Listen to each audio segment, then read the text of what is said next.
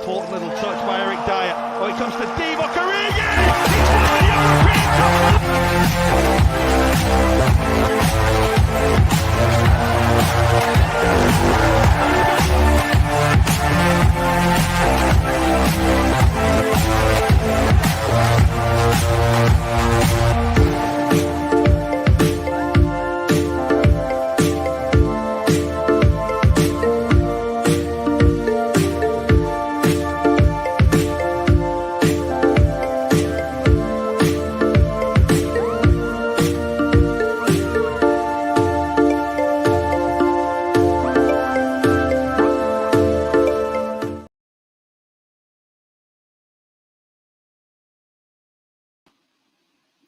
Hello, good evening. Welcome to the Cop Talk. To all of you watching us, I just have to say a big, large thank you to everybody for supporting the show.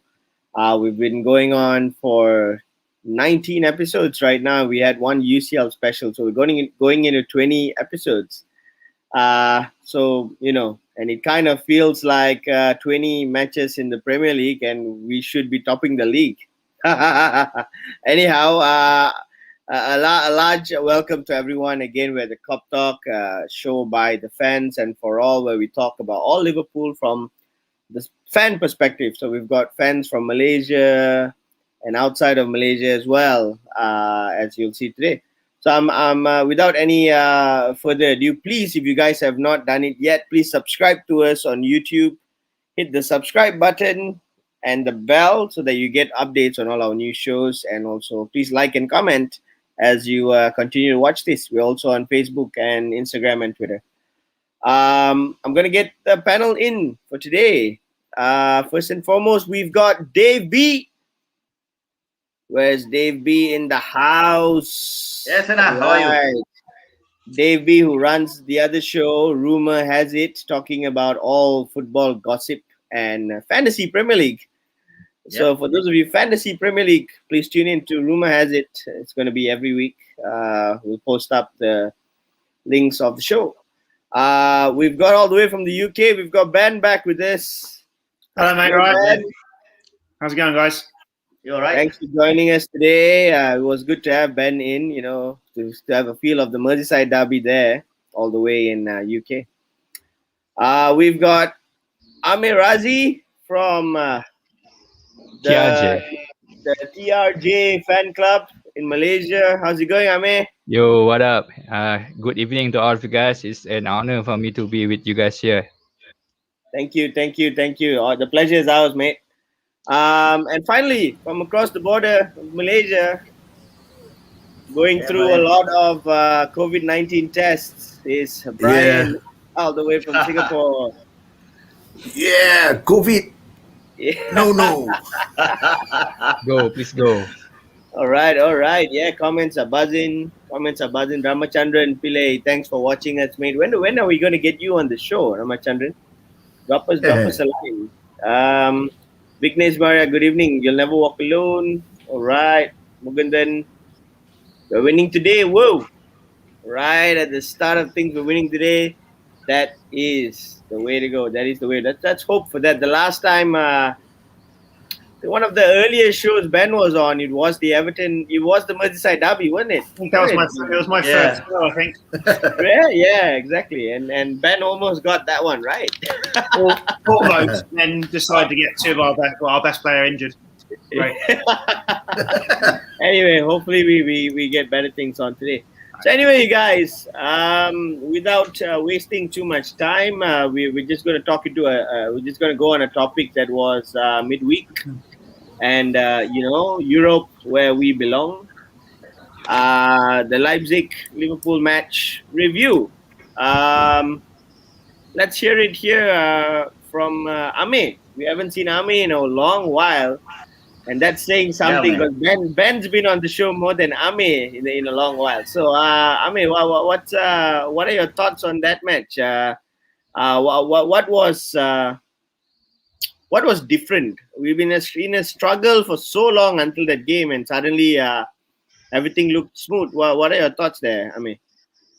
I think basically it's about some tweak that clubs make during the matches at our European stage, and also it is maybe due to the atmosphere that we become a more fearsome force rather than fighting for the cup in England, but we are get into our shoes and running back during that particular match. And also the form of our trio is quite good and formidable as well. I think they got the hang of it already, and they are just running after keeping their pace slow at times. Okay, that's my thought about it. Okay. All right. Okay, very on point there. Very on point there. Jay. And Jay, thanks for joining us. Like Jay's been watching our show quite a lot. Thanks a lot for joining us. Pumped up, yeah. So are we. It's one of those fixtures. I think that the entire Premier League, the entire Premier League viewership contribution it contributes perhaps 10% of the entire viewership all season. So yeah, Shankar, thanks for watching us. Keep the comments coming, you guys. Brian, your thoughts on Leipzig? I think Nagelsmann. I think with Leipzig, he thought that he might squeeze a result. Okay, the thing is, confidence was there. They're second in the league, but Liverpool in Europe is a total different aspect. Animal. Aspect is a total different aspect. You know, I can't see this season at least. I can't see anyone besides Munich and probably Madrid that can rival. You want to talk about City? Nah, City always does very poorly. So, yeah, I thought it was a very generic result. I was expecting for probably a 1-0 scoreline, a smash and grab, but we got two smash and grabs, which I thought was a very acceptable scoreline for us being in Europe. We played well. We didn't give away too many chances, and we were very alert. So I hope that transcends into our league, where we are a bit more alert, a bit more resolved with trying to be a bit more pressing. I saw a lot of pressing against Leipzig, and I hope that we carry on from here. Good news is with Keita back, probably Ox may also find. I hope that he finds form. Might never know, but I thought it was a good result against Leipzig. Very, very good result. Yeah. Okay. Ben, what do you think is the key difference? You know, what is the key difference in your opinion? Like, I swear to you, we played the same football that we've been playing on all leading up to that match as well, and into that match we played the exact same football, the same strategy, same style, same fluency, same pace of play. What was different, Ben, in your view? That kind of just led to us going and beating a team on a neutral ground, beating a team that we really thought could punish us. You know, Leipzig were on a different kind of form actually. So, what do you think? Yeah. I think two things. Number one, I don't know if you noticed, but that's the quickest anyone's played against us. Their intensity and their pace. I don't think I've seen anyone play with that pace and intensity against us for a while. They looked like, and that really helped us. So, I mean, as you said, we didn't play. Okay, I'd say we played with a little bit more intensity and pace than we have done. Similar football, but that little bit more zip about us. But the way they approach the game, as I've said quite a lot actually, suits us. You know, it was almost like playing City, how they played quick attacking football, and all the best sides in the Premier League all play quick attacking football, and it suited us. But you could also say that potentially about Leicester, but we were clinical and they weren't. If you look at it, we had probably I'd say 3 genuinely clear-cut opportunities, of which Mane, we missed a header in the first half, which Mane just barely. too early or got too high. I know we scored a third goal, which was disallowed because it was off the pitch, but then only our real 2 opportunities in the second half we took. So we were clinical. Whereas if we were being really critical of us, they hit the post in the first 3 minutes, didn't take that opportunity. They were through one-on-one with Alisson 3 times and didn't score. So I think the difference is, I think we were more clinical than we have been. And I think they played a lot quicker. So it suited us. So I think that's what was the difference. And I think you can link back to all our previous games and say, where we played similar football. I've said that beforehand. Go back to Newcastle, we missed 6 golden opportunities, didn't score. Salah against Brighton, missed the chance in the first 3 minutes. They went on to win the game. Burnley, we weren't clinical.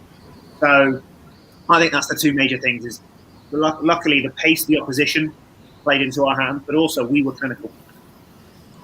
Clinical. All right. Okay, Dave, do you have a different view, or you're well in agreement there with Ben? I really gotta agree with Ben, but I saw a difference in that game where we had a better performance compared to the last few matches, and a good result that we really wanted. But I really wanted to mention the officials of the match. They were really made us had the positivity in playing, and they had the decisions on their own and told all the divers to just get it on. I mean, Premier League have to take note of this, and they were just absolutely brilliant. I thought that the entire officials played a brilliant game actually, and we actually. I mean, like Brian said, we are a different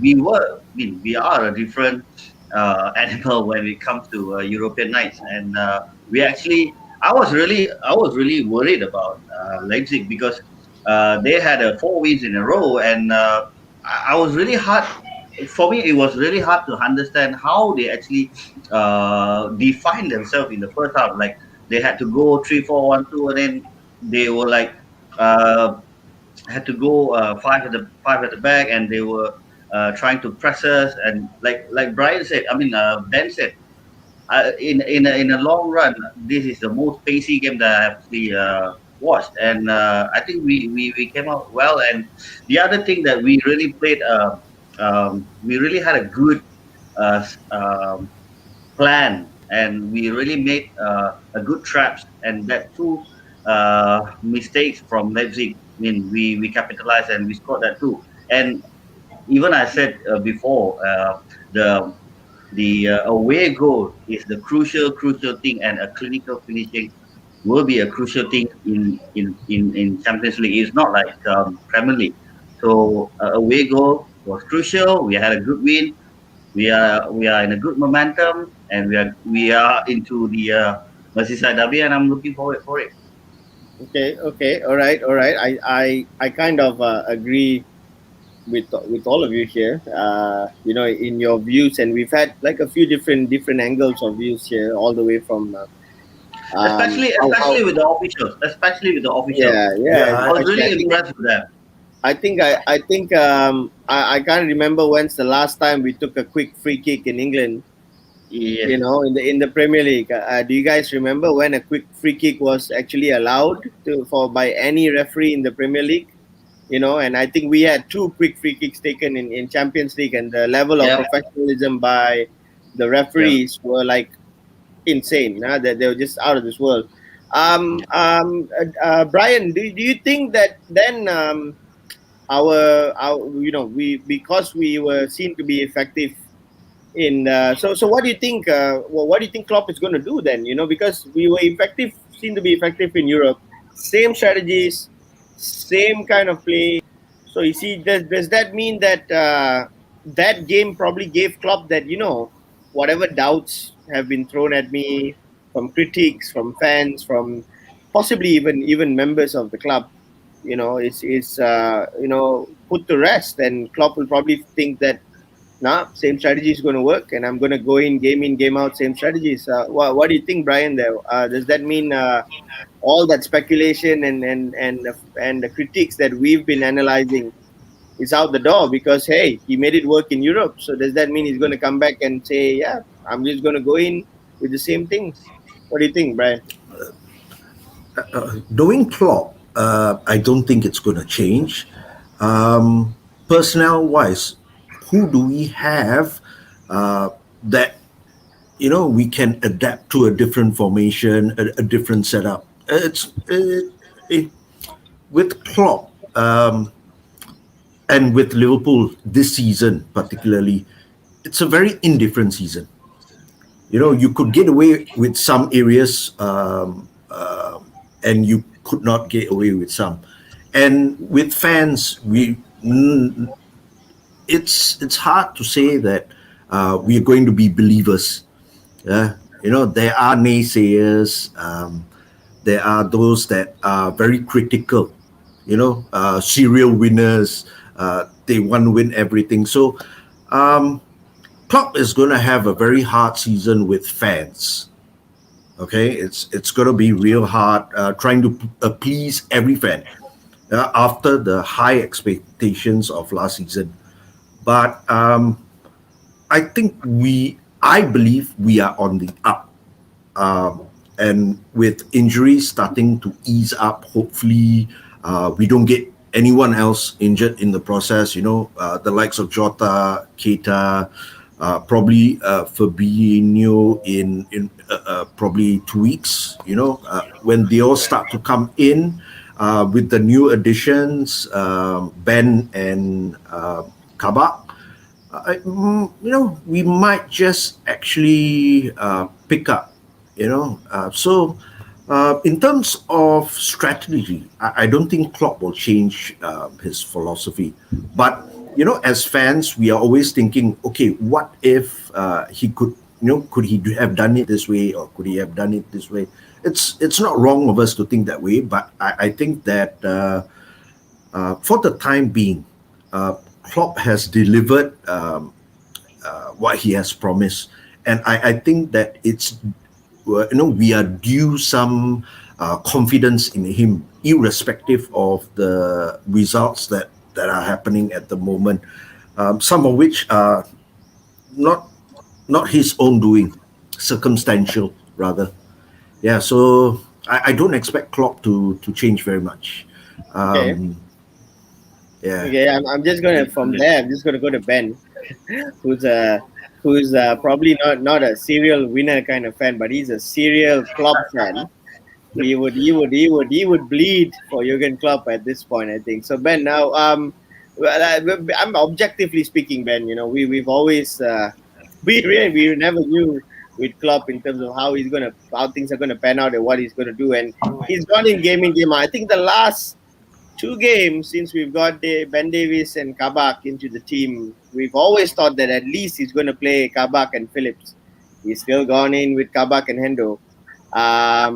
And he still takes that risk of not adding that firepower to the middle, which has seen that disconnect in England. So do you think that we're still going to see the same kind of plans put on paper tonight?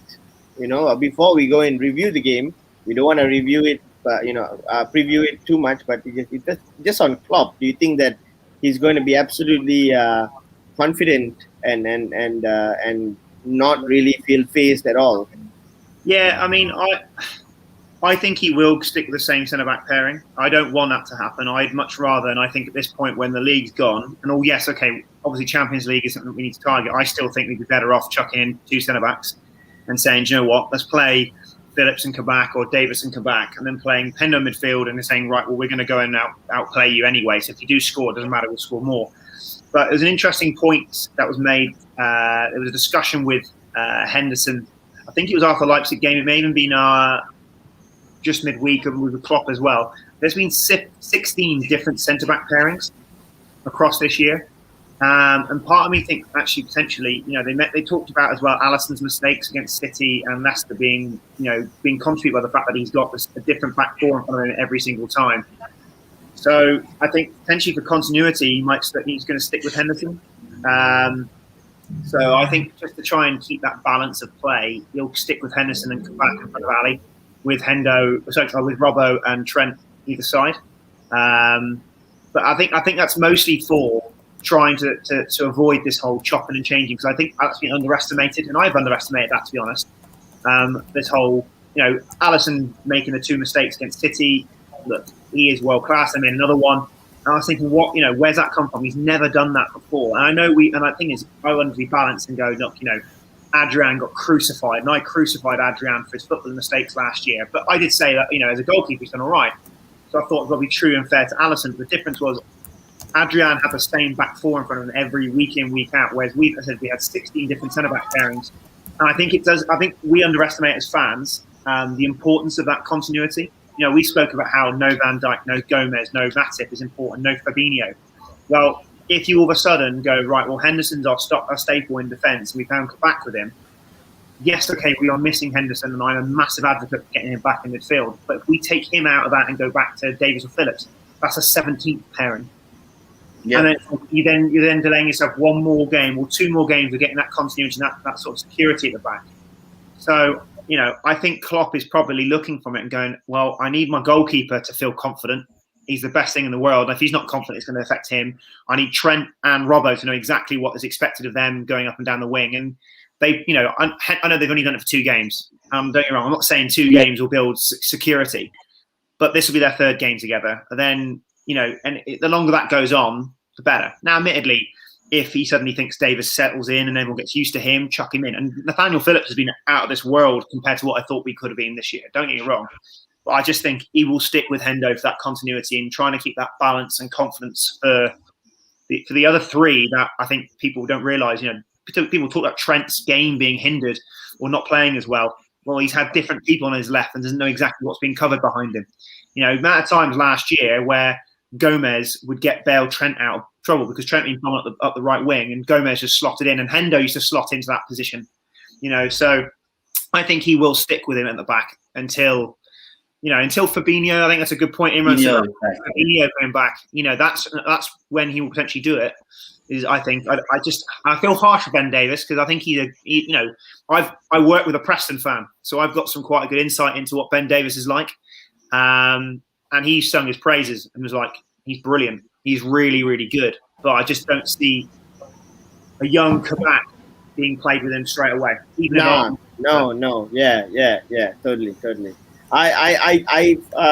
We've gone over this Ben Davis thing for some time, and a lot has been said. And as I've said, I think he's got that potential. He's got the same kind of VVD movements and coverage on the field, but he's playing in a whole different league. A whole different pace of play. I don't think he's ready yet for that Premier League intensity, but he'll get there. He'll probably be ready eventually, but not just yet.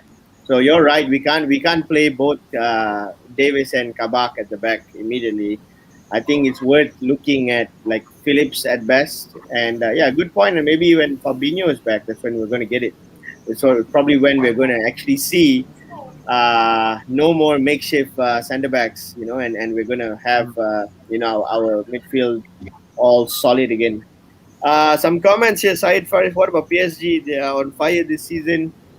Yep. You know what happens when you got fire, bro? You burn down. You burn down. You burn man. So Fahmi, we're going to get you on the show again soon. So Fahmi, thanks for watching. Azlan, Azmi, hi. So Fahmi again, hello. Khairul Shazwan, win the Merseyside Derby. Yo, what up, Khairul Shazwan? Yep. I feel that if Man United got their cup for becoming champions in January, we need the Merseyside Derby trophy this season. That's a good one. Against Leipzig, we were lucky because of the mistake, but we forced the mistake. Yes, I do agree. I think that was totally what it's basically a classic match from one of our Premier League performances last season. Pressing and forcing the mistakes and capitalizing on what Ben, being clinical, right? That's what was said earlier. Ben, being clinical was key. So the thing I'd say about with Sir Fami that we were being lucky, I actually think with the way we play football, I think he's right. We forced a mistake, but I don't think that's luck. Yeah. That's just me disagree. I think Jurgen Klopp's game in pressing we've been built on for years about forcing a mistake. So I don't think that's luck. I think that's just from the fact that we've just had that unbelievable pressing. If anything, I think pressing and forcing the mistake, that was not luck. That was really just our identity. I think the luck here was we actually capitalized on the mistake. I think that was like, one error, it went in. One error, it went in. So that was not what we saw. Even in the games that we kind of lost in the Premier League or we drew, we made them have mistakes, right? We made the opposition have mistakes, but we didn't quite capitalize on it. That's what I feel. And Ben says this very well. Like, we need someone like Salah when he gets those chances. When we need him to score, when we are like stuck in a deadlock or we are behind, we need him to dig deep and take those chances. And it's crazy. Remember that on the last time I think I was on this show, I hammered Salah for not doing it. Funny enough, that night against United, he got both our goals, dragged us in front, dragged us back in line. West Ham absolutely torn apart and was clinical. He got us a first goal on Tuesday, first goal against Leicester. He got his pen against City. Okay, I know I said about trying to avoid pens, but since that bit, and I'm not trying to take any sort of credit for this, but it's incredible. Like, beginning to wonder whether Salah's a fan of yours, Ben. Oh, there you go. That's the thing. That's what so Mo Salah, don't get me wrong, statistically probably our best striker of all time for what he's done so far. I know that's a big claim, but obviously got a long way to go to really get that status. But that's what you want from your best player. You want your best player to drag you through, drag you into, nick you 1-0 games, when it's tight, get you in front, drag you back into games. And he's done that. And I'm happy to say, do you know what? Fair play. That's exactly what we want from him, and he's done it. Yep, definitely. Jay's got a comment. Excuse the live banter attempt, but Mikhail's mistake that led to Mane's goal at United spelled all over it. Good to see some players playing tribute to Lindelof. Jay, that's your own team, mate. So I thank you for watching the show, but that you're taking a look at Lindelof. No comment. After listening, I came. Just a light bulb moment. This season, why teams are getting results against us? Probably because they are playing slower football. So when you play slower football, you don't get pressed. There's no opportunity to press, and we are renowned for being very pressing. So when you play slowly from the back, you pass it around. There's nothing much to press unless you're bad passer of the ball, which in PL standard is very, very unlikely. So it has got me thinking. When we say that teams are used to how we play, is one of the factors because they're starting to play a bit slower. Even City, they started very slow. They allowed us to press them.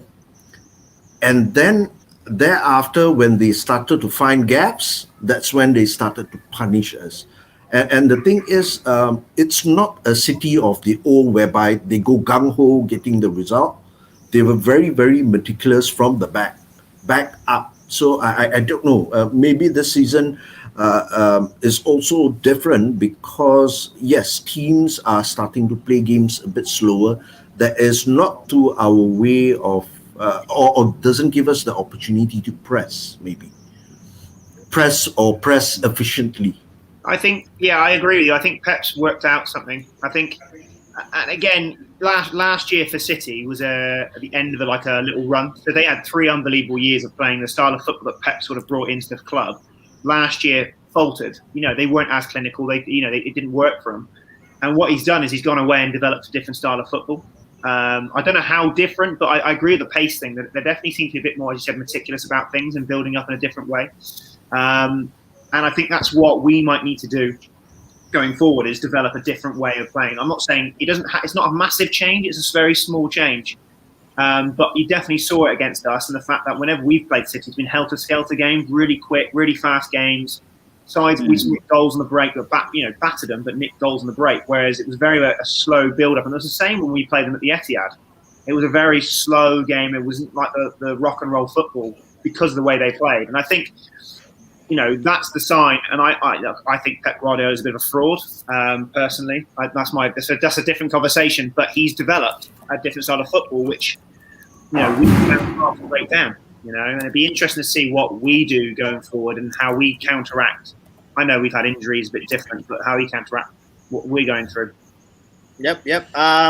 So we've got our main man in the house here, Puva. Hi, Puva. Welcome back, sir. Yeah. Can't hear you. We got Puva in the house here while he sorts out his audio. Let's go to a few more comments. Nazreen here saying 3-0 Liverpool. Wow. Like Everton's got no keeper today just because Pickford's not going to play. It's got we're ruling out anything at the back. No, I saw that prediction on Sky Sport. Imran, yeah. Imran, thanks for watching, Imran, all the way in Singapore as well. Dinesh, United fan, Liverpool will have to go all out for UCL to salvage the season. What? I don't know. Like, is that how we salvage a season now? Wow. Like, what have United been doing? Like, salvage a season? Okay. I mean, take fourth, and we get quarterfinals of the Champions League and end up fourth with what we've had this year. I think that's more than a good season. I think that's brilliant. Yeah. Like, don't get me wrong. Give me the Champions League. I'll take that. But, yeah. I mean, I said it. Like, if it was Arsenal going through our injury crisis, they'll be relegated. They would be relegated, man. Like, I mean, if it was like where we are, I'll take it. Like, seriously, where we are, I'll take it. Every goalkeeper's got a mistake. The Great Dane did so at Manchester United. Fair Becker, please. All right. Okay. The Great Dane was okay. All right. I don't want to say too much about the Great Dane, but hey. Hendo will play at the back till Fab is back. Yeah. So I guess this is the point that Ben took earlier. Mane scored. The jinx is over. Puva, what do you think? Mane's confidence is going to catapult forward now, and he's going to be like on fire till the season ends. What do you think? Before that, my audio is clear now. Can't hear you, mate. Your audio's off. It's a little soft. Yeah, a little soft. Yeah, I can hear you, but like it's very much like you're in like about 400 miles away. Which could be the case. Well, you're certainly 400 miles away from me, but plus. Yeah, I think Imran does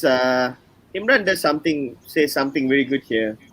Leicester game, for example, were good till the last part of the game. The signs were there with our performance trend improved a lot in the last few games. Yeah, he's still not back at 100%. That's the thing for me. We're not back at even 85%. And we're struggling to find results, and we're not back at 85%. We're probably at like 70-75%. And I've told everybody this, like when we're back at 85%, everybody better start getting their act together. You guys, did you see the bit of analysis Rio Ferdinand did on Trent and Robbo? Yeah. So they were saying about how, last year when we played City, we countered and then had to stall a little bit because of the fact that we were building up the players. And when we stalled last year and it went back to Trent, there was no thought process other than just a Trent first-time ball switching the play to Robbo, which stretched the opposition and vice versa. And Rio was saying how we hadn't done that. But what was interesting was against Leipzig, that happened 2 or 3 times, where the ball got rolled back to Trent and he hit just a sweeping ball across the pitch first time without thinking to Robbo.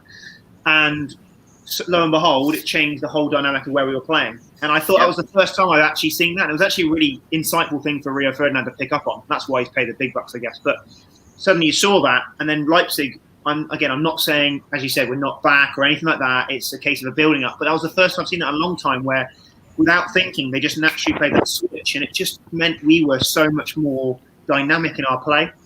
I just thought it was fascinating, something that that they haven't done all year really. Yep.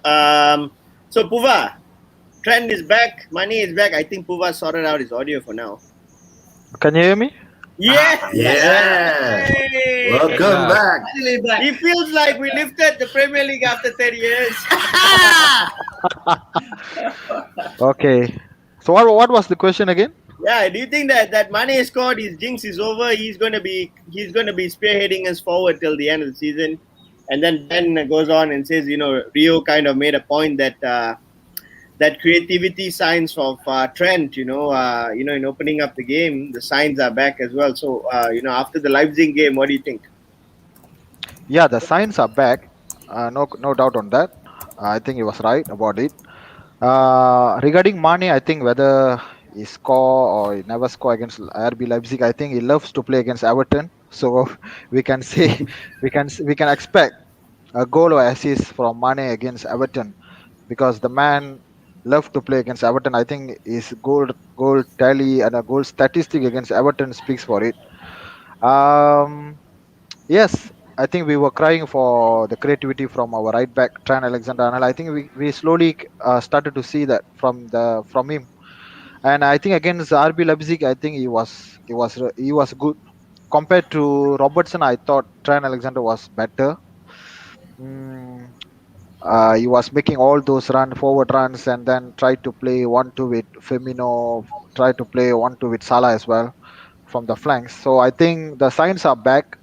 But I think you all should agree with me here that we still haven't see the absolute best of Trent Alexander-Arnold yet, that we have seen last season, the season before. But never mind. I think he's started to showing that. So let's give him some time. I think defensively as well, I think he has improved compared to first 10, 15 games, I would say. So yeah, let's hope for it. I'm quite relaxed to face Everton, because end of the day it's just Everton, man. So not a big, not a big deal. Guys, I gotta go. But thank you, man. Right. Thanks, Ben. Yeah, Thanks, Ben. Ben. Catch up soon. See you See you guys. again. Okay, let's go into a few more comments here. Nice to see Brother Dave in Liverpool colours. Compliment each other. Pep has developed what you call the pandemic ball. Less running and more possession. And that's an interesting take.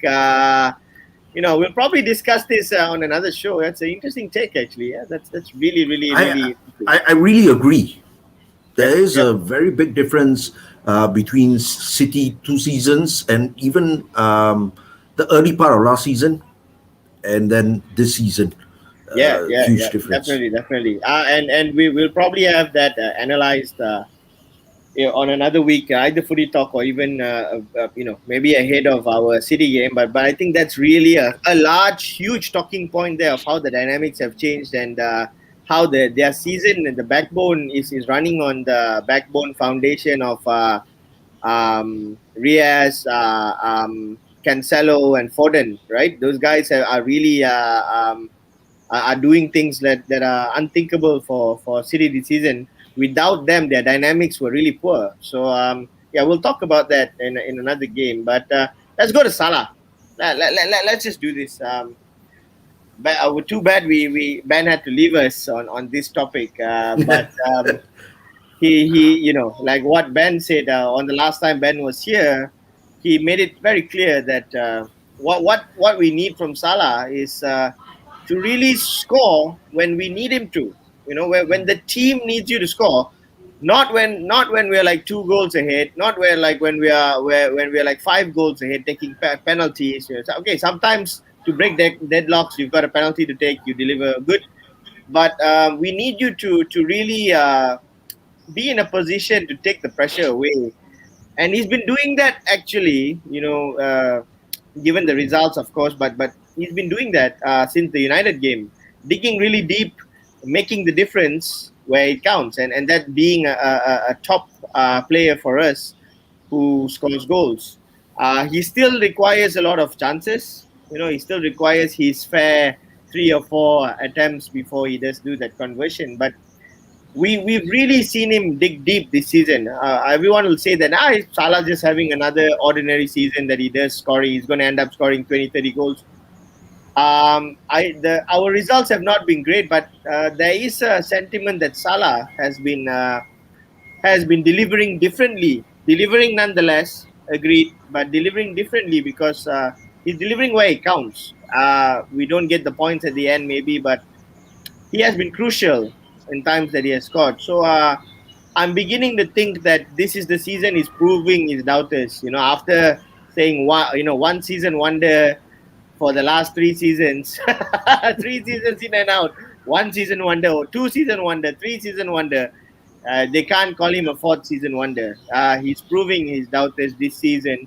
Unfortunately, if we don't get any silverware, it won't be much to say about it. But still, on his personal performance this year has been great. So, what do you guys think here? Amir Razi, do you think we can still hold on to Salah end of the season? He's looking like he's too good. He's too good to be left at Liverpool. There's going to be some team that's going to come after him. What do you think about his contribution and whether he will stay? Okay, basically when we talk about Mohamed Salah or Salah, on the topic here, Salah is too good to stay at LFC. But for me, it is the other way around. Salah is rather good because he is at LFC. We had so far witnessed the thing that he had been undergo during his past few seasons, and he had been sublime in his performance. And despite the fact that the team are in a slump right now due to having losing a few key figures along that particular timeline, he had continued to stay forward and scoring more ever than so. And I think he is one of the crucial parts in LFC, and also LFC is also part of him that made him the player or the man he is right now. Okay, when we talk about Salah, Salah for me is kind of a wielder of a machine gun. He is not as accurate as any certain player that have the definite touch, but rather he is a kind of player who have a persistent to keep shooting regardless of the chances that he got. And at certain time, he will eventually score. The ratio are not as good, but he will be surely score a certain goal, a certain number of goal, given that he have the chance to do so.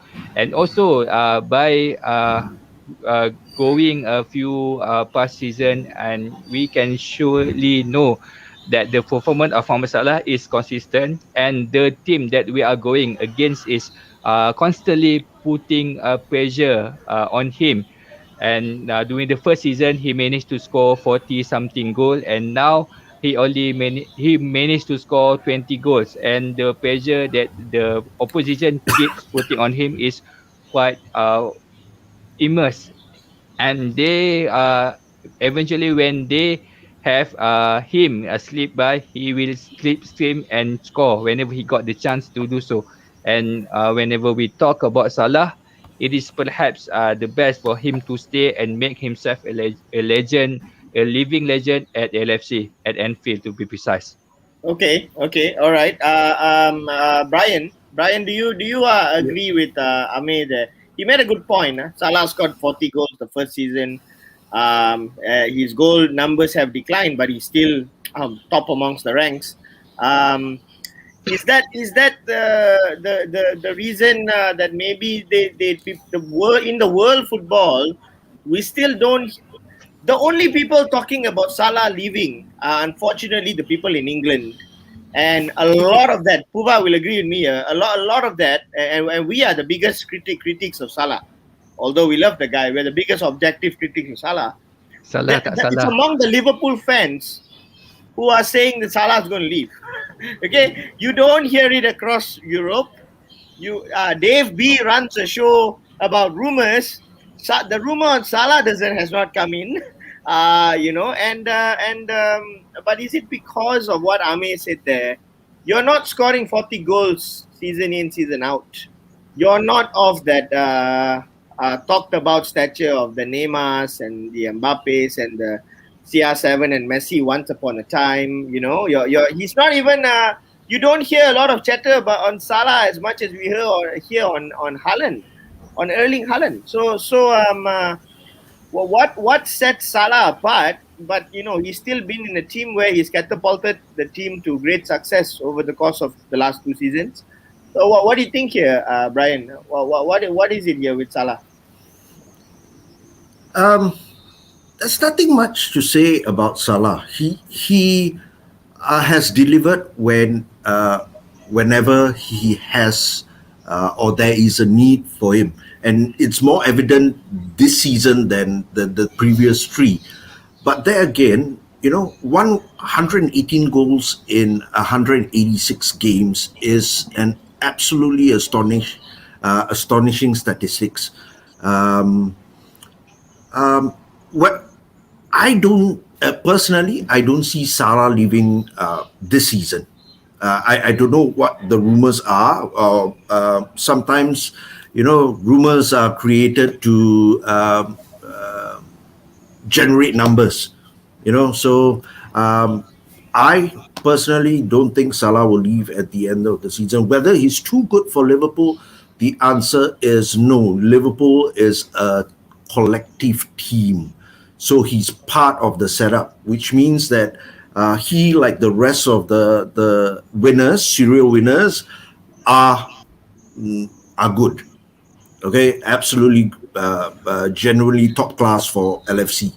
So to set Salah, Mane, Firmino, and now Thiago, eventually all trying to set them out indeed individually when collectively it's a team kind of. Liverpool has always been a team club. It doesn't make any sense whether he's too good or not. He's just absolutely fantastic for Liverpool Football Club. Okay, all right. Dave B. Dave B. Let's conclude. I don't know whether this will lead into another argument or a debate, but I tell you what, let's wait on Dave B. Let's go into the comments here, which is buzzing like nobody's business, right? Let's see here. We've got Loga in the house. Hey Loga, thanks for watching. Salah need to be more clinical and unselfish. That's not how he plays, man. Like that's just the thing. That's not how he plays. I'll explain. He will be clinical and unselfish enough before he becomes unselfish. He'll become clinical and selfish before he becomes unselfish. He counts like, I'm going to have 6 chances in a game.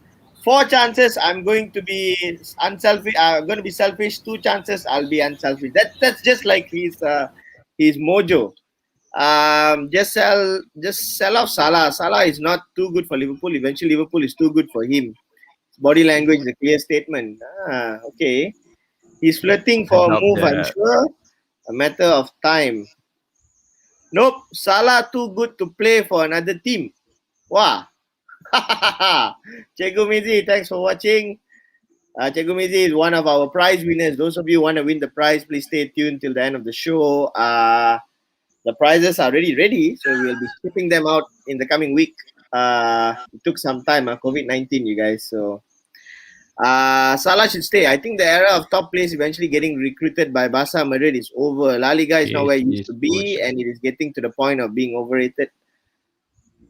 I agree there. I think but however, Jay, I do think if La Liga wants to be rejuvenated, they will need the likes of people like Salah or the Manes going there again, because the current people that are there are mockery, big mockery. Kishan Balan, alright, ini Salah, dah Salah duduk rumah main FIFA. Salah must stay. Salah still important to LFC, however he plays. So for me, look guys, there's a lot of sentiments here on Salah. Dave B and Puva, let's hear it from both of you here. Let's go with Dave B first. What are your thoughts here on Salah? If we remove him from the dynamics of the team, Are we going to suffer? Okay, the assumption is if there is an offer, Salah goes, we're going to look at somebody like Haaland or someone. We might end up having Heung-min Son instead, because if they don't place in Europe this season, that's probably the player they will go after and not the Mbappes and the Haalands. But if we remove Salah from a dynamics, Dave, what do you think? What's going to happen to Liverpool? No, it's all about fitness permitting, where Salah has every chance of closing to 40 goals come May, particularly if Liverpool go deep into Champions League. I mean, if we go serious into Champions League, we might be witnessing one of the greatest individuals season in Liverpool history unfolding like in front of every eyes. So that actually cements further of his glistening legacy. So there is no way, and I don't see that he is off focus, and he's focused more on moving out. Like we look at the comments, people are so positive, have a good vibe, and they want him to stay, but yet understandably, like when we had a disappointing results and performances, he was there, he was up there on every single moment, literally driving up the attacking force, and it's unlike like 2017 2018, that where he hit the 44 goals. I mean, it was like so excellent, everyone was talking about him non-stop. So like the topic about Salah, whether too good for Liverpool or should stay, I think that he just normalizes the abnormal. That's what just Salah does. So he's too he I don't see where it is coming from, that Salah is too good for Liverpool, or Liverpool is too good for Salah. I think he is made for us, and we are made for him. So of course, when it comes to the age factor, we might look into that, but it's too early to say that he's going to leave.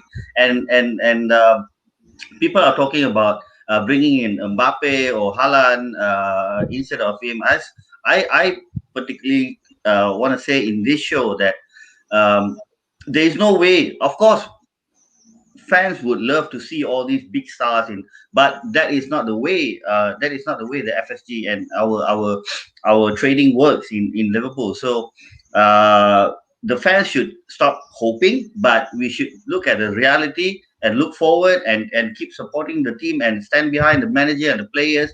I saw that there's a lot of banters and trolls on players for the past couple of weeks and before that, and seems like people are having fun trolling the team, and then they, at the end of the day, they said that, oh, we are loving Liverpool. So see, there's a lot of positivity that we see throughout the season. I mean, he just had like 21 starts this season, if I'm not mistaken, 23 starts. He scored 17 goals. He been consistently scoring goals for us, and we don't have to talk about the PFA Player of the Year credentials, but I think he will be the key for the remaining of the season, and we'll just have to see what will happen in the next year of run until his contract talks comes in. Okay, Puva, let's go to Puva. Puva, there's you can see a lot of comments here, and no, Puva, you'll agree with me, the comments here are swinging towards a lot of people saying Salah should, objectively, people have gone across the fence and they've decided that no, Salah should stay. They have actually gone over the fence throughout our entire KOPTALK shows. We have not had this many people in the comments. Thank you everybody for watching. Thank you for the comments. We love it. And this is what the show is for. And this is why we are Liverpool fans. And this is what the show is for. Puva can see it himself. There's a lot of people here settling. You get Kishan Balan finally defending Salah. You don't see that. It's taken 19 episodes to convert him to the house of Salah. So Puva, what do you think? What do you think here? Sentiments have changed? What do you think? No, the question here is whether Salah is too good for LFC. I always doubted whether Salah can do this uh, Any other team? Any other team? at any other team like Real Madrid or Barcelona. I doubt it. I don't think he can do it. That's my opinion. I think this may differ to the rest because Salah is one player that I would say in our Liverpool Football Club history that has divided the fan base massively. People are Yep. still arguing whether he's really that good, whether he's really world class week in week out, whether he's backed by his statistic season in season out, or he was just pure luck in this team. People, I mean, all this stuff been happening ever since his second season. Because leave that first season aside, because that first season he scored 44 goals the whole season. That's actually 2 goals more than Ronaldo's best year in Man United in 2008, which actually lead to a Ballon d'Or award. But the only difference is Ronaldo actually won the league and the Champions League. So you never know if Salah had won the Champions League in Kiev. Probably he could have finished top three in the I mean top three in the Ballon d'Or for sure. Then Yep. So Ramos. Yep. Then no Ramos. argument, no debate on his debut season for Liverpool. I think ever since the second season started, I think second season he scored 22, same number Mm. with Abu Mayang and Mane. Who, end of the day, they share the golden boot. Golden boot. 44 to 22. That's massive. That's Yep. massive. That's half of his best tally. I think the criticism started from there. Yep. But fans like me don't care because end of the day we judge strikers. Like remember those days we classified strikers who score 20 goals per season as world class. Mm. But Mm. but I tell you, football has changed. And for me, if you ask me, whoever scored 30 goals per season is now actually considered world class. No more 20 goals. The standard is so high right now. The players along the way have set the standard so high. Trust me. Yep. Um, it happens in Messi and Ronaldo era. I would blame those two, in my opinion, because they've been banging 40, 50 goals per season like nobody's business. They set the standard so high. But when it comes to Premier League, it would be so unfair to actually blame Compare. Salah because end of the day, I have to be honest here. And I would say that Salah has proved people, critics like me, wrong. I think ever since the Old Trafford clash, the FA Cup clash, I think he scored two well taken goals. I think he was one of our best players on the pitch that day. And Yep. ever since that, I think except the Man City defeat, where I felt literally everyone were piss poor for us. So I don't want to judge Salah on that. But he ended up scoring the only goal we Yep. scored. Yep. And then he scored against Leicester, a well Leicester. taken goal, not an easy goals to score. And Yep. then he kept on scoring, man. He kept on scoring 17 goals in 23 starts. That's actually world class. Yep. Yep. 17 goals in 23 starts. And he is the league's top scorer right now. But I'm totally against the point here whether Salah is too good for LFC. I really doubt whether he can do it at Real Madrid or Barcelona or anywhere else, even at Bayern. Look at Hazard. What happened to him? Yes, even the Hazard, who, in my opinion, I have debated this. I had argument on this whether who a better player. I always in swing Hi, my side Ganesh. to Hazard. Hazard probably overall as a football player, probably a better player compared to Salah. Just that Salah scoring more compared to Hazard. So I don't want to judge both of them based on that. But for me, Hazard overall is a better footballer, probably technically better footballer, skill wise, creativity wise, better footballer. I think there's no argument there. But he actually flopped at Real Madrid. He Yep. flopped in Spanish league. He actually flopped. People can argue about his he put Yep. on weight, he's not being Chubby. serious there, his lifestyle changed, blah blah blah. But he had the opportunity to lift Chelsea as one of their best player ever in Premier League era to go to Real Mm. Madrid. That was his next step because joining Real Madrid is like a dream for literally everyone, every professional footballer. He joined them and he flopped massively. He flopped, and Real Madrid spent 100 million. Taking that into context here, I don't want Salah to go into that Step. bracket. Yep. I Into want that. him to Totally finish. agree. I want him to finish at highest level like he is right now at this football club. But if our owners decided to cash in using Salah or Mane, either one, to buy someone like, I don't want to mention Mbappe. I don't think we're gonna buy him. But let's say Alan, Erling Alan. Yeah. Do you guys think that they will retain Salah and Mane and then go for Alan? That's ridiculously No. not possible under No. FSG. So No. if that scenario happens, then I think we should move on. I think we can pay our tribute to Salah for whatever he have given us. Give him credit. Send him. I mean, bid farewell to him, and then we move on to our next stage. Because end of the day, our front three are getting older. They are Yep. 29, 29, 30. We need to look for the next front three. I think we already have Diogo Jota in the ranks. Yeah, Okay, Yep. we have he summed it perfectly. Elliot in Championship in Blackburn. Yep. I think he has the record assist provider there, but he's still Yep. young. But he will come good.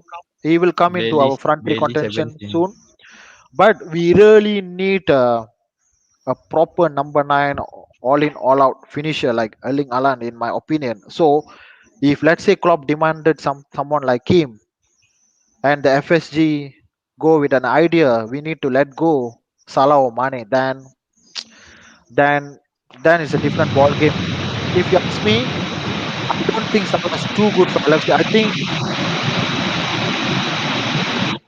some What audio happened? issues. I think I think it's on fine now. Brian's side. Yeah, yeah, Yeah, yeah. yeah, yeah, yeah. But I think in Liverpool, literally everyone, for me, world class players. I think Van Dijk is world class all day. Alisson is world class all day, bearing all his mistakes in recent times. But I think the front three, the Salah and Mane and Firmino, I believe, in my opinion, I always said this, collectively collectively as a group, they really look like world class. But I don't think individually they are world class. I really doubt it. I really doubt it. If you put Firmino in any other team, let him play, I don't think he will give a world class performance week in, week out. I really doubt it on Salah as well. I really doubt it on Mane as well. For me, the front three in Liverpool, collectively, they are world class. So, in They my are meant for each opinion, other. collectively, as a group of players, most of our players at the moment collectively look world class. Only few players are world class, in my opinion. For me, Van Dijk is world class. The spine in our team are world class. The Van Dijks, the Ellison, the Fabinhos, I think, in my opinion, are world class. I think Robertson turned into world class as well. Trent Yep. Alexander under still young, Yes, but I think he's in world class bracket as well. So for us, in my opinion, the back four, the keeper, and the defensive midfield position are world class. I think people are still arguing over Anderson whether he's still world class or not. I'm myself also unsure about it. it's But on his other work level. rate, is world class. Same goes to Gini Wijnaldum. He's still, Mm. people are still not mentioning him alongside Pogba, the likes of Pogba, the likes of some other midfielders, world class midfielders. People are still underrating Wijnaldum because for me, Klopp has made all of them as a group, as a collective unit, world class players. Simple as that. So I don't buy this point of whether Salah is too good for LFC or not. End of the day, LFC, I think someone said earlier, this football club is actually too good for all of them. I think it was Dave. Anyway. I saw a comment from Viknesh just now. I think I overlooked it. Yeah, yeah, Well, yeah. I don't. Yep, yep. I agree. If the replacement is someone like Alan Mbappe, yes, then Mm. sell. It makes sense because he's 29. Next year is going to be 30. Next, you can expect the reduce on his pace and everything. The numbers will reduce, his pace will Mm. reduce, everything will reduce. So you Yep. can't more, you can't be doing all the criticism after he reach 30. End of the day, he's a winger, but I loved his attitude in the past few games. As we can see against RB Leipzig, he Yep. was all the way up and down. Especially after we took the 2-0 lead, he was helping our He right was back, still Trent going. He was still Alexander-Arnold. going Yes, at he it. was Yeah, still yeah. doing all his defensive work. In that match, he was way better than Sadio Mane. Saying this as a Mane supporter, Mane fan, Salah was really good for me. For the past, I would say 6-7 games, Salah has delivered. Like like in Twitter, it was trended. I think it was trending. Salah promised and Salah delivered. So Yep. Yep. He did. He did. let's hope it continues. Okay, Yep. okay, all right. I think it's we have truly come to the other side of the season because a lot of fans are settling down to the fact and becoming a bit more objective here. Because I remember the season started, it was already Salah out, Salah out. You know, sell Salah, sell Salah. You know, when the season bloody hell started, right? And I think Kishan said it earlier that a lot of it was a Liverpool fan base, and I think Puva explained it clearly here. The man has divided the fan base. That's why we're getting such things from the start, and the people are losing objectivity in terms of what is being said. And I think Puva makes a very good point summarizing it when he says that football has changed, and I think we are going to see as Messi and Ronaldo reach tail ends of their careers, we're probably going to see a difference again in football, because for the longest time, what was deemed world class was statistics, all right, and which was backed up by powerful players, but the statistics put those two apart for 15 years. For a good portion of 15 years, they were really good, but they took statistics to a different level and made it undoubtedly, setting them apart from the rest. And when we remove these two from the equation now, things become a bit more realistic, and we get to really see in world football today who's really world class and who's really not. When the statistics start to normalize, it will be the real consistent performers, people who make a difference, who are going to be standing out. Okay, it's no longer going to be the, like what has been said here, there's no more the CR7 and Messi impacts of like what it used to be. So it's probably a good time and to see how anybody wants to strive to be a world best again. Okay, it was during the time when we had like the likes of Xabi Alonso and Torres and Gerrard. Their statistics may not have backed it up, but they were really ranked top 10 in the world by FIFA, those couple of seasons, because of their quality, because of what they can do in a football match. And those are the things that were considered. Anyway, let's move on here. For those of you watching in Malaysia, special top fan prize giveaway. We've already had 2 winners. We didn't have a winner for last week. These are the criteria. Subscribe to our YouTube channel, share this FB Live feed, and most importantly, the decider will be when you follow us on IG and create a post. Tag the IG account at the KOPTALK.my, our Instagram account. Please tag it. That's the one that will make you the winner. And we're going to give away prizes in every show. 1 or 2 prizes in every show. So far, we're going to give away 2 in every show. So please, the prizes are ready. Yes, the pandemic delayed it, and now it's ready. We're going to be shipping out to our winners. Dave B here is one of our winners from the first week. And Chegu Mizi, who's watching as well, the other winner. So yeah, top fan prize giveaway. The criteria are here. We'll flash it at the end of the show again. Let's get into the core topic. Merseyside Derby. The Merseyside Derby. Liverpool versus the goddamn blue of the other side of the Mersey. Everton. The blue shites. The blue And shites. I have shared these links on Everton FB pages, right? I've shared the link, so if they're watching, they're probably not going to like this. We have not. Well, are we convincing enough to really win? There's a lot of talk from the press conference and everything that was said.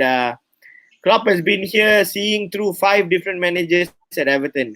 He is still the man standing at Liverpool. Do you think that this season, though, we don't have our 12 men in our fan base, our fans in the stadium, they're coming to Anfield, bare and empty Anfield. That difference maybe, and they are carrying decent form this season. Credit to them, little bit of credit to them. Do you guys think that this could be actually not a very straightforward match? We know it's a derby. We know the intensity. We know the rivalry. We know the hate is more than any love, even though it's across the jersey.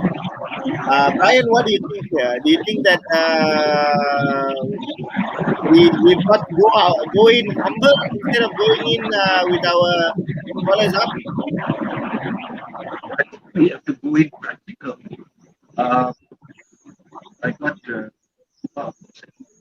Can't hear you, Brian. Got to speak up. We don't know whether which Liverpool is going to turn up. That's the issue that we are having. But we've got to take it positively that it's a derby and it's at Anfield, and therefore we're going to play with pride. We're going to try and make it a good game, and most of all take the 3 points to make sure that this season is Anfield red, over at Merseyside, just like any other season. They haven't beaten us for I think 23 games. So yeah, They we haven't can gone at continue the streak. Anfield since 1999. In 1995. Yeah, it spans I think 23 games. So yeah, let's continue the streak. But 3 points is important. Yeah. Okay, all right. Okay, let's go to Amirazi. Your thoughts on the match? Yeah. Okay, Are basically you when we worried? talk Are you worried or not? Okay, basically when we talk about this Merseyside derby, the rivalries between those two are quite inevitable, and there are 8 flames. Each of them tend to play their very best, or at the very more subjective opinion, at their fiercest form. That is the main reason why we are in the slump this particular season, due to the certain record of having to lose Van Dijk to Pickford and being denied the opportunity to put the blame on him. And now, when we were back at Anfield after the few past matches, I think it's about time for us to set back and get back the running form that we used to have. Okay, Liverpool is currently at 6, and Everton is just behind us at 7th, and I think it's about time for us to make the difference between them and keep catching up for those top 4 spot. And I think when we talk about the form for the past 5 games, it seems that Everton is a bit better than us, because they are losing none, but we are losing about 3 games now. They are losing 3 games, and we are losing 3 games, and we had a draw, and they have 2 wins in the past 5 games. And I think due to them having losing Pickford, we'll have the chance to retaliate against them, and further it is at Anfield. But as a fan, as a supporter, I need to keep reality check.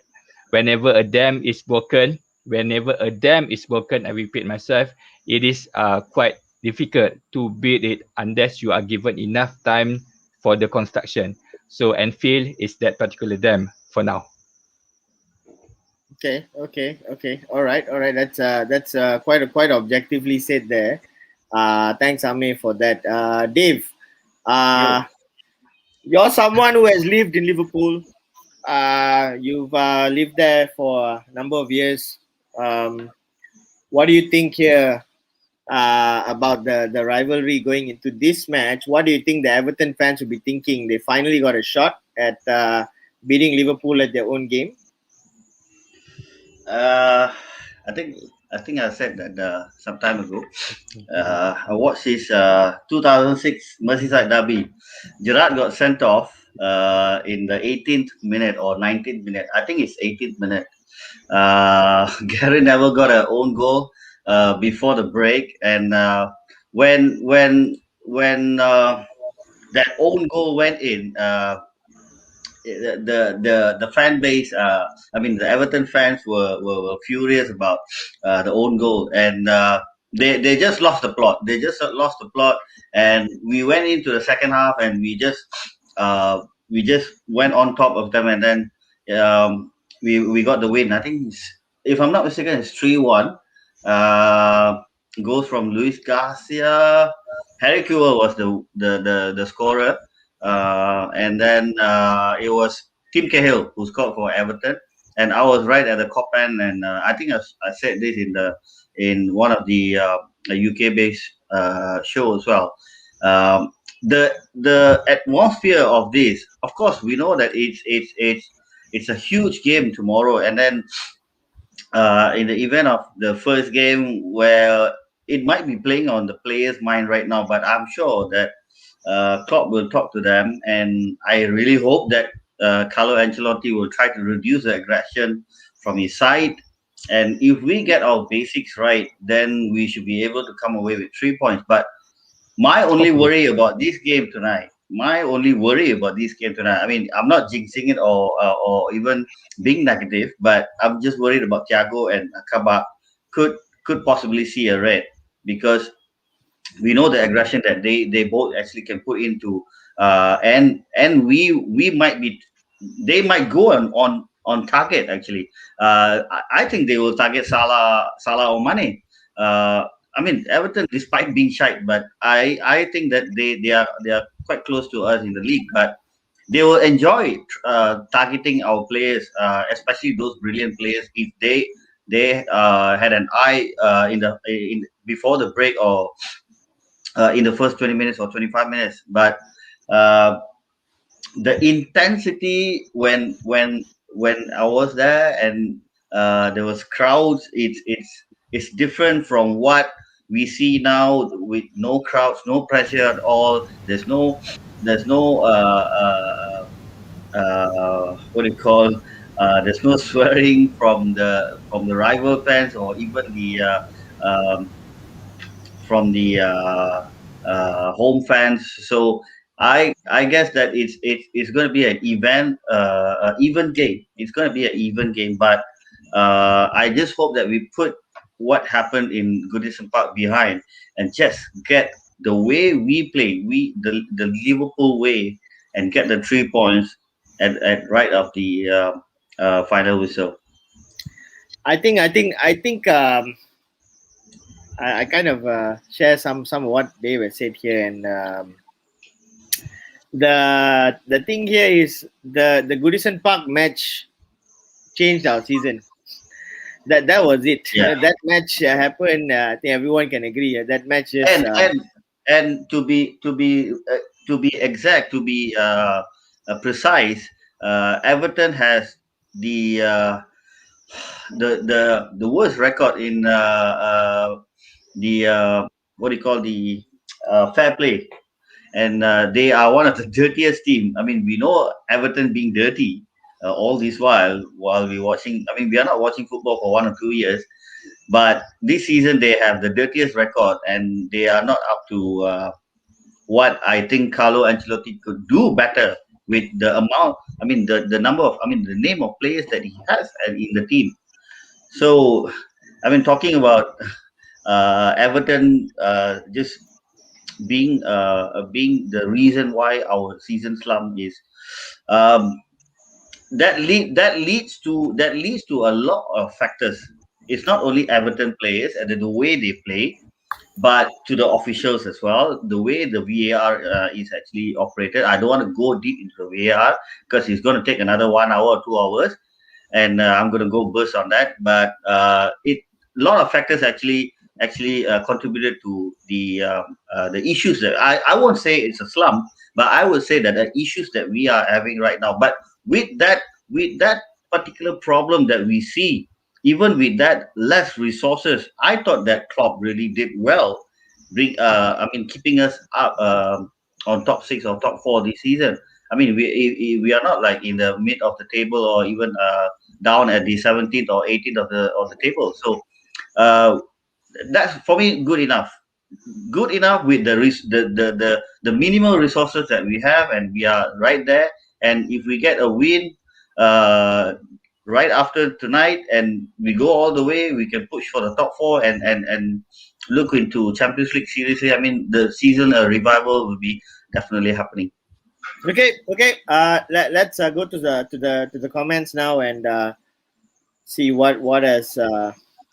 There's a whole lot of talk between Vinod, Kishan, and Dinesh about Bruno Fernandes. Come on, it's like yeah, well, Bruno is world class. Bruno is fluke.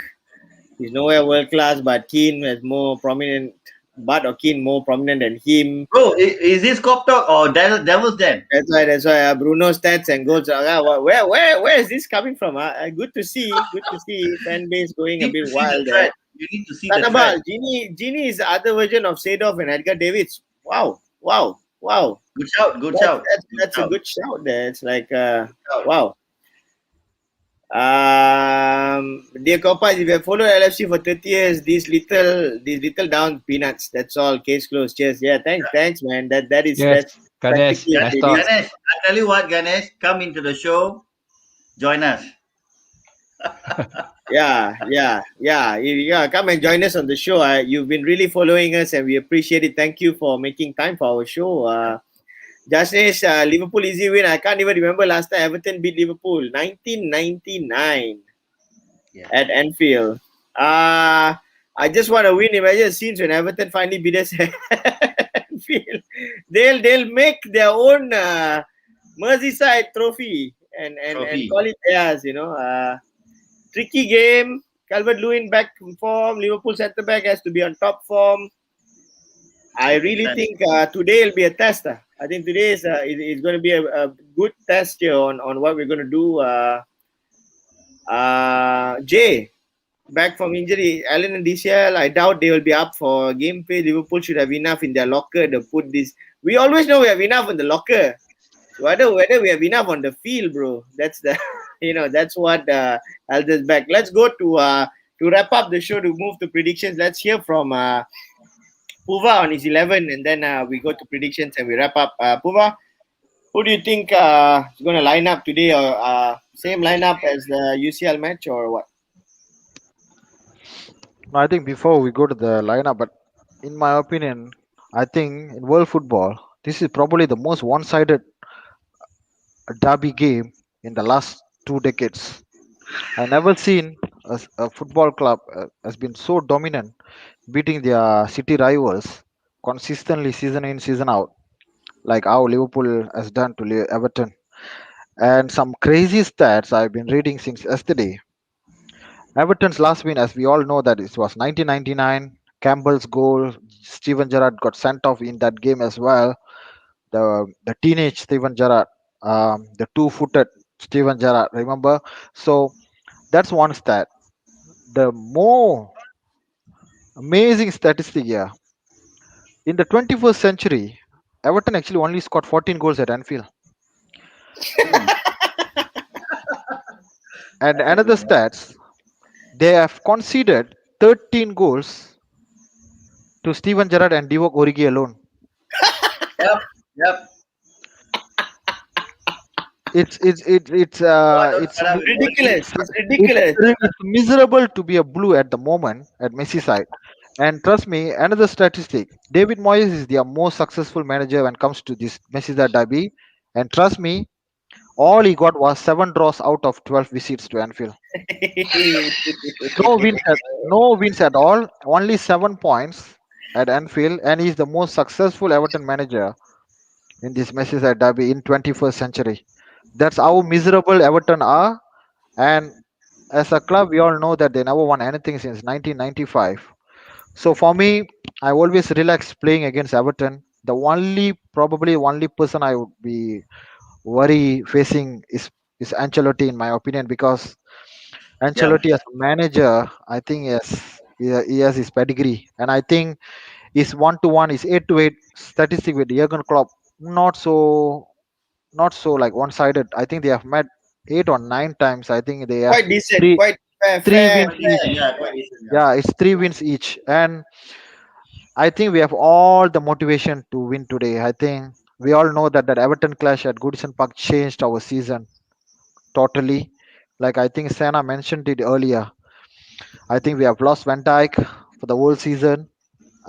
We have a lot to prove in this Merseyside derby today.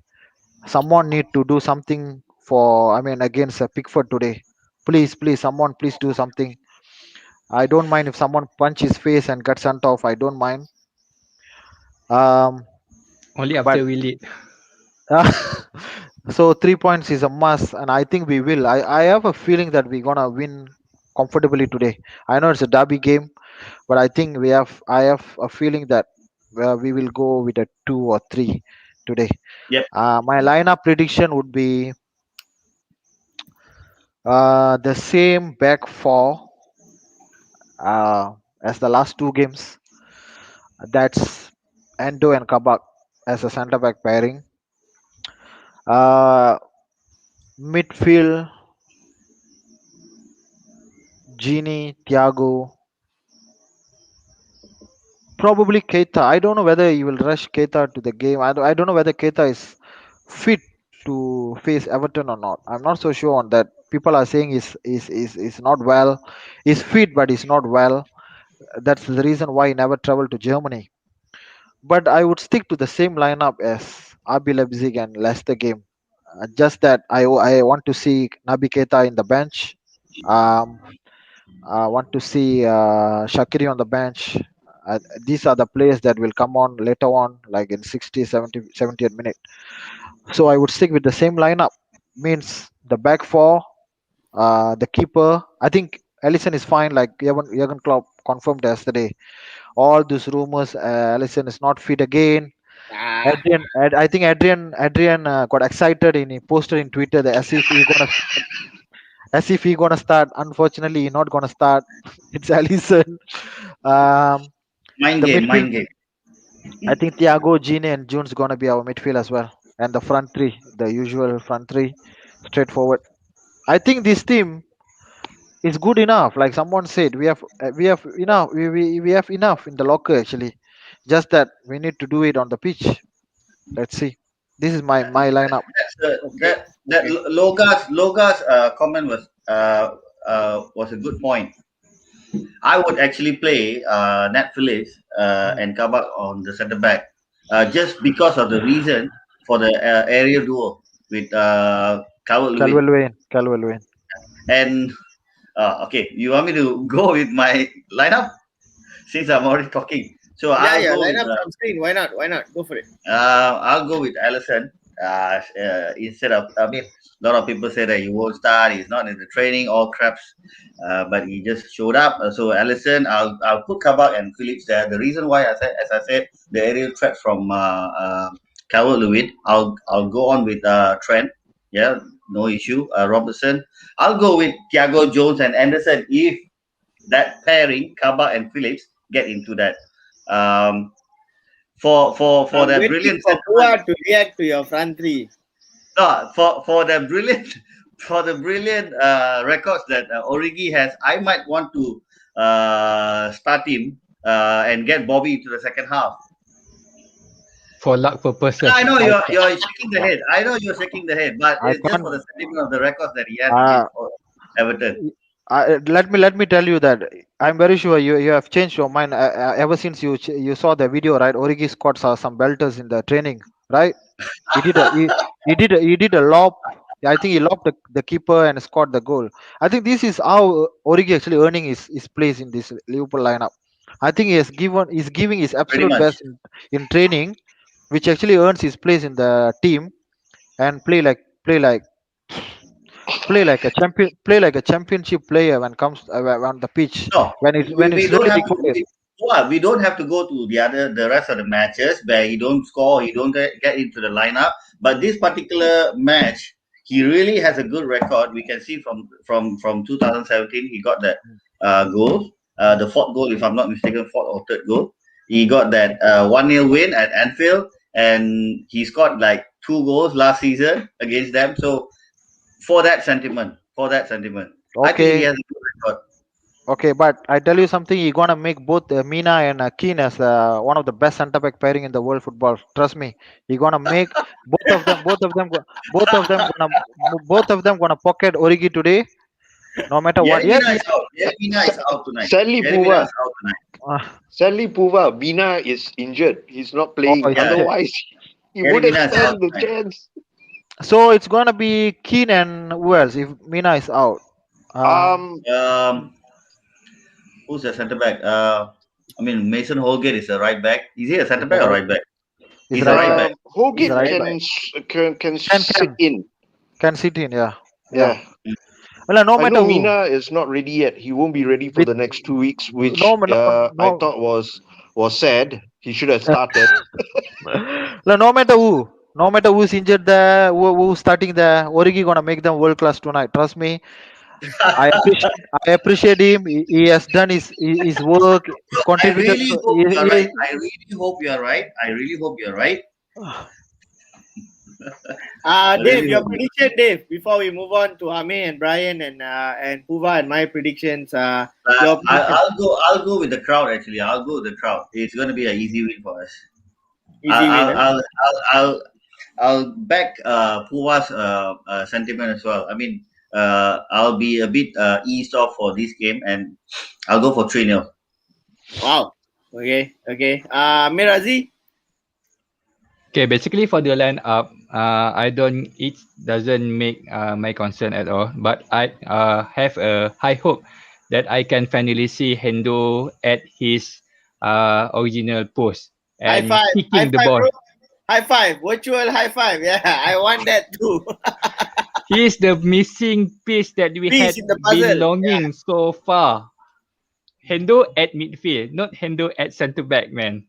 No.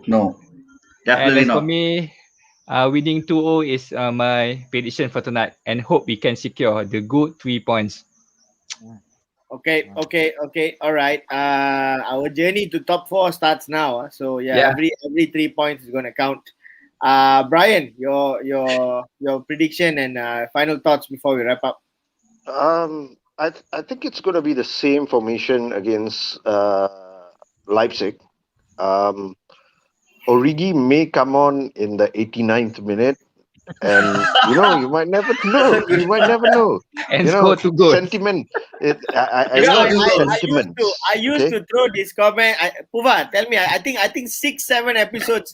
I throw this comment just to get a reaction from Puva. Even I've given up on it because he no longer brings any value to the game. He doesn't bring. There were times when we thought he can bring value. And he's not such a good presence, but he doesn't bring any value anymore. I agree. It's more towards sentiment. Maybe a goodbye. Thank you very much. Here's your final Merseyside derby. Psychological approach. I said this on the official Singapore Supporters Club East show on Thursday. And I actually joked again that the lineup that Dave put there is the lineup I joked about, and I said that Klopp might just start Origi. But you know why? Everybody was saying, hey, come on, let's give up on Origi lah. Enough of this topic. And I said that the issue here, Klopp's the biggest Origi fan in the world. Origi's number one fan is his manager. Doubt. He's his manager. So that's where we are all struggling with this, guys. Sorry, Brian. Go on, Brian. Yeah. So, I expect the same lineup with a sentimental end for Origi. Scoreline, I think it will be a 2-0. It won't be a blast, but I think we should be comfortable. Never fancied Everton. Never have, never will. Never will ever. Never ever. They're not one of those cryptic James Bond movie titles. No, with Everton it's just never. you do not die another day. You die every day. That's what it is. Okay. So Dinesh hoping for 2-2 draw here. Why you don't want us to catch up with you? Dinesh, you don't want us to catch up? Is that what it is? Jashnesh here goes on and says Everton will lose badly, and their boys are walking back to Goodison.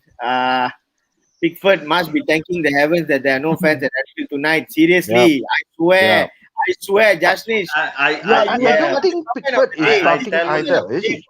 If Pickford were to play in a full house, He'd be sniped. I Sena, swear just imagine he's on the cop end. I tell you, the amount of swearing will come. I think he will have a mental stress in the game. Seriously, I tell you, he'll start the game England's number one. He might end the game as India's number one. Seriously. I'm having the same doubt as Brian here, whether Pickford really gonna start today. I don't think Pickford will start. He could be.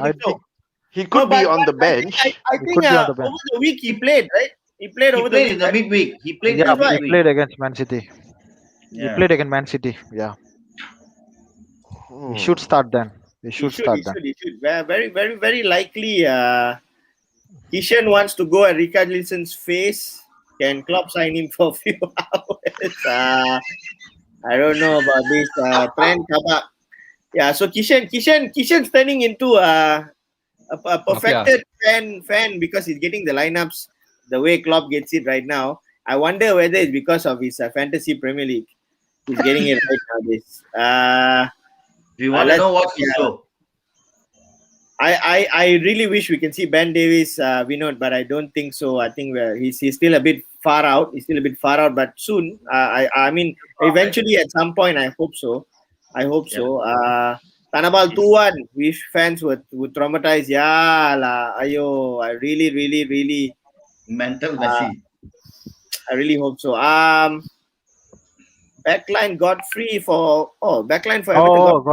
Godfrey. Yeah. Oh yeah. Yeah, correct. Yeah. Okay. Yeah, that means Keane and Holgate will be in the middle. Yep.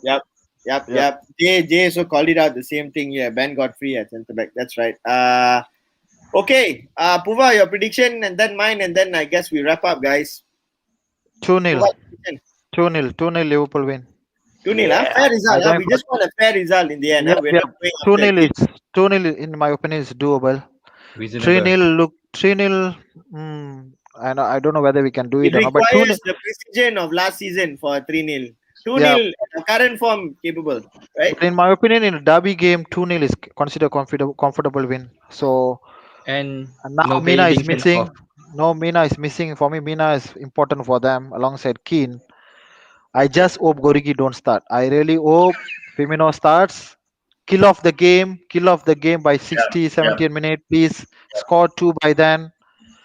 And then you can be emotional. You can bring in Origi to give a taste of his last ever Merseyside game. I understand Dinesh as United fans. I'm very sure they would be hoping for Everton to do something here. I think everyone watching the show here today, if Origi gets on the pitch and the son of a gun actually puts the ball in the back of the net and it counts, I swear, whatever celebration he has, they're all going to say it's pointed towards Puva. I think. Yeah. No, I mean, jokes aside, I really hope he proves all of us wrong. Yeah, because I really hope for the remainder of the season he does something for us, lah. He does something for us. I really hope so. Yep. Okay. Jashnesh has taken it to. Hey, bro, what you smoking, lah, bro? Seriously, 3-0 half time, full time, 5-2. Lain macam lah, bro. Lain macam. The last season's score. Ame, you said something just now. You interrupted. What are you saying? With Puva, I hope there are none being sent off on our side. Oh yeah. Whether it is injury or I'm eager to see Thiago how he's going to go into the game after what happened to him. I'm very worried because he's got tendency. His foul rate is terrible. And he's just a split second behind the tackles in the Premier League pace of play so far. getting his foul rate so high. I wonder whether. Yeah, you're right, lah. That's a good point. We didn't talk about it at all. Whether Everton's going to play that dirty game. I think Dave talked about it. We need to be So I Yeah, really hope. got me hope that- thinking. Maybe Yeah. Thiago shouldn't start. Yeah. For his sake. Yeah, For our maybe sake. Shaqiri. Yeah. Shaqiri. I'm trying Gini not and to go Jones. for Ox, but Jones. no, easy Joe. pick. Shaqiri, Jones, and Genie. Ginny. Yep. Yeah. Yep. You know, that could be a possible lineup as well. We're thinking about how Everton might try and throw Thiago off, maybe. Yep. Correct. Okay, guys, we've come to the end of the show. To all our fans watching, all the viewers, our fan prize giveaway, the criterias, I flash it again here. Subscribe to our YouTube channel, share this FB live feed, and most importantly, go to our Instagram, create a post of your own Instagram post, and tag KOPTALK.my. The past winners are still doing it, but they're only going to get one prize. Tag at the KOPTALK.my, but tag 5 friends so that they can help support the show as well and get to know the Liverpool fan base. I haven't seen Amir Razi do it though. I'm waiting whether Amir Razi is going to do it himself. Yeah, I'll be and doing win it the prize. in the future. Anybody in the Red Jungs gang as well. We're giving away prizes. I guess almost every other episode for the remainder of the season. So please do this to our top fans. You got us to over 1,000 likes and follows. So we want to give back to you here right now. And that's it, you guys.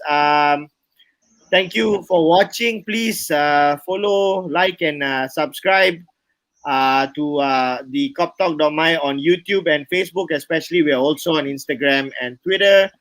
We are a show by the fans and for all. We want to hear from you and we want to hear you speak. That was the idea of why we started this. It's for the fans. So any one of you, don't feel nervous. Look at Amir Razi just coming here and he's acting like he's his own Roshamno when it comes to Liverpool. He's just coming and nailing it out of the park. So please just come here. Don't be afraid. We are all not pundits. We are fans. It's a show by the fans for all. Okay. So this is the KOPTALK.my. Thank you to Brian from Singapore. Thank you to Amir Razi from Red Jungs. Thank you to Dave from Rumor Has It, and my fellow founder here, Puva, for joining us on the show. Thank you to all of you who are watching. We are active viewers throughout the Thank show. you for having me. Yeah, Brilliant thanks for comments. viewers Tonight, the Merseyside Derby is tonight. Please tune in and let's hope that we get a good result. We'll be back next week, tomorrow, for those LFC, non-LFC fans. The United show is on, the Devil's Den, tomorrow. It's on Sunday. Please tune in to footytalk.my for that. We'll be back again. You'll never walk alone. This is the KOPTALK.my signing out. Yeah, remember, Merseyside is always red. Always red. Always red. Red tonight. See you guys. Bye.